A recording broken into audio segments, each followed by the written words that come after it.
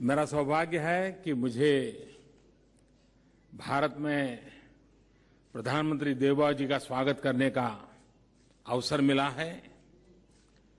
Excellency, आपकी ये यात्रा एक ऐसे ऐतिहासिक समय पर हो रही है जब हम अपने राजनयिक संबंधों की स्थापना की 70वीं वर्षगांठ मना रहे हैं।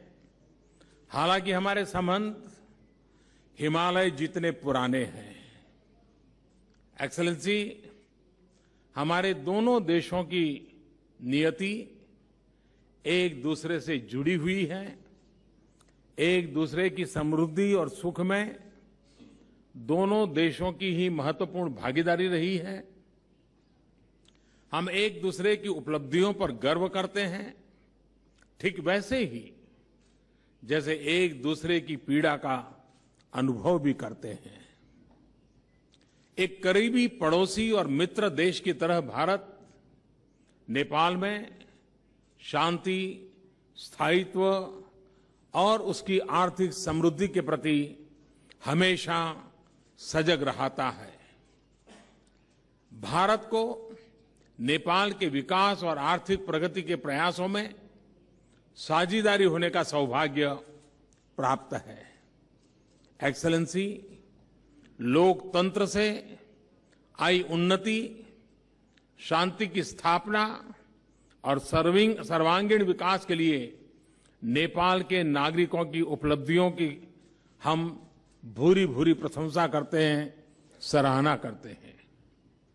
मैं नेपाल सरकार को बधाई देता हूं कि स्थानीय निकाय के चुनावों को 2 चरणों में सफलतापूर्वक कराया गया। नेपाल में लोकतांत्रिक व्यवस्था को मजबूत करने के लिए आपने जिस तरह व्यक्तिगत तौर पर महत्वपूर्ण भूमिका निभाई, उसकी हम प्रशंसा करते हैं। मुझे पूरा विश्वास है कि आपके कुशल और अनुभवी नेतृत्व में समाज के सभी वर्गों में और सभी वर्गों से बात करने की प्रक्रिया को जारी रखते हुए नेपाल अपने सभी नागरिकों की आकांक्षाओं को समाहित करते हुए संविधान को सफलता के साथ लागू कर सकेगा।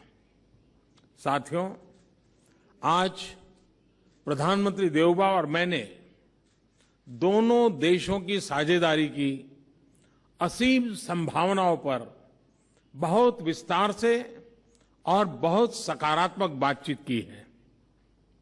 हमने विभिन्न स्तर पर अलग अलग क्षेत्रों में दोनों देशों के संबंधों को आगे बढ़ाने वाले नए रास्ते और नए अवसरों पर विशेष तौर से ध्यान दिया है। हमें खुशी है कि नेपाल में भारत के सहयोग से चल रही विकास परियोजनाओं जैसे Hulaki roads, trans border power transmission lines और इंटीग्रेटेड चेकपोस्ट पर काम हो रहा है।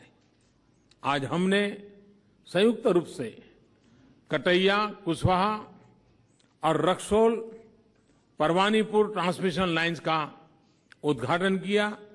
इससे भारत द्वारा नेपाल को दी जा रही लगभग 350 मेगावाट बिजली में 100 मेगावाट अतिरिक्त बिजली और जुड़ जाएगी।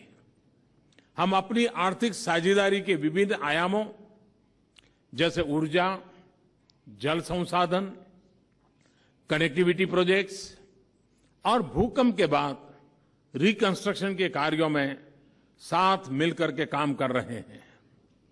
प्रधानमंत्री देवबा और मैं इस बात पर सहमत हुए हैं कि पहले से चल रहे हाइड्रो पावर प्रोजेक्ट्स को तय समय सीमा में पूरा करने के लिए अपने प्रयास हम और बढ़ाएंगे। अब मुझे खुशी है कि जब देवबा जी ने मुझे बताया कि अरुण 3 के लिए नेपाल में भूमि का मामला सुलझा लिया गया है, मैं देवबा जी का धन्यवाद करता हूं कि उसके शिलान्यास के लिए उन्होंने मुझे नेपाल का निमंत्रण दिया है। मैं उनका आभारी हूं। हम इस बात भी सहमत हुए कि पंचेश्वर प्रोजेक्ट के लिए डिटेल प्रोजेक्ट रिपोर्ट डीपीआर को अंतिम रूप देने की प्रक्रिया में भी तेजी लाई जाएगी।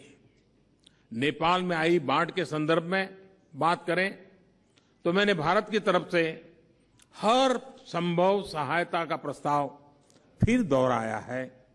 हम इस बात पर भी सहमत हुए हैं कि सीमावर्ती इलाकों में बाढ़ नियंत्रण पर कोऑर्डिनेशन और कंसल्टेशन को और मजबूत किया जाए और एक दूसरे के हितों को ध्यान में रखते हुए इसके लॉन्ग टर्म सॉल्यूशन पर सोचा जाए।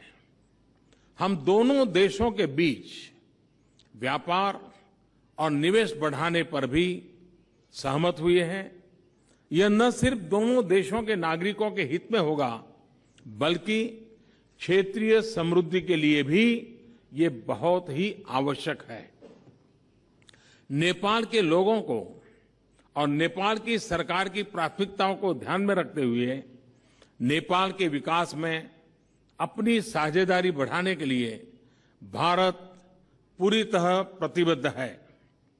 इस उद्देश्य की प्राप्ति के लिए हम कई ऐसे इकोनॉमिक कनेक्टिविटी और डेवलपमेंट प्रोजेक्ट्स पर सहमत हुए हैं जो नेपाल की नेशनल प्रायोरिटी है। इसमें भारत की ग्रांट सहायता के अंतर्गत धनगढ़ी में टेक्निकल इंस्टीट्यूट एवं GP Koirala national centre for respiratory disease की स्थापना पर सैद्धांतिक सहमति हुई है। मुझे खुशी है कि आज जिन 8 एमओयूज पर हस्ताक्षर किए गए हैं उनमें से 4 भूकंप के बाद पुनर्निर्माण कार्यों के लिए भारत की तरफ से किए गए $1 बिलियन की सहायता के वायदे और आगे बढ़ाएंगे। रक्षा क्षेत्र और सुरक्षा में सहयोग हमारी पार्टनरशिप का बहुत महत्वपूर्ण पहलू है। हमारे सुरक्षा हित भी एक दूसरे पर निर्भर है और एक दूसरे से जुड़े हुए हैं। हमारी खुली सीमाओं का दुरुपयोग कर रोकने के लिए दोनों देशों के लोगों की सुरक्षा के लिए हमारी डिफेंस एंड सिक्योरिटी एजेंसियों के बीच क्लोज कोऑपरेशन बहुत अहम है। हम इस बात पर भी सहमत हुए हैं कि हमें बेहतर कनेक्टिविटी के जरिए बौद्ध और रामायण टूरिज्म सर्किट का विकास करके स्किल डेवलपमेंट और कैपेसिटी बिल्डिंग इनिशिएटिव्स के माध्यम से पीपल टू पीपल रिलेशंस को और विस्तार देना चाहिए। एक्सेलेंसी, आपकी इस यात्रा ने परस्पर सहयोग के हमारे प्रयासों को और गतिशीलता दी है। मुझे विश्वास है कि हमारी आज की चर्चा और जिन समझौतों पर हमने सहमति जताई है वो हमारे द्विपक्षीय संबंधों में एक नई ऊर्जा का संचालन करेंगे। इन्हीं शब्दों के साथ एक्सेलेंसी, मैं आपका और आपके साथ आए शिष्टमंडल का भारत में एक बार फिर स्वागत करता हूं। मुझे उम्मीद है कि आपका भारत में ये प्रवास बहुत ही सुखद रहेगा। बहुत बहुत धन्यवाद। Thank you sir.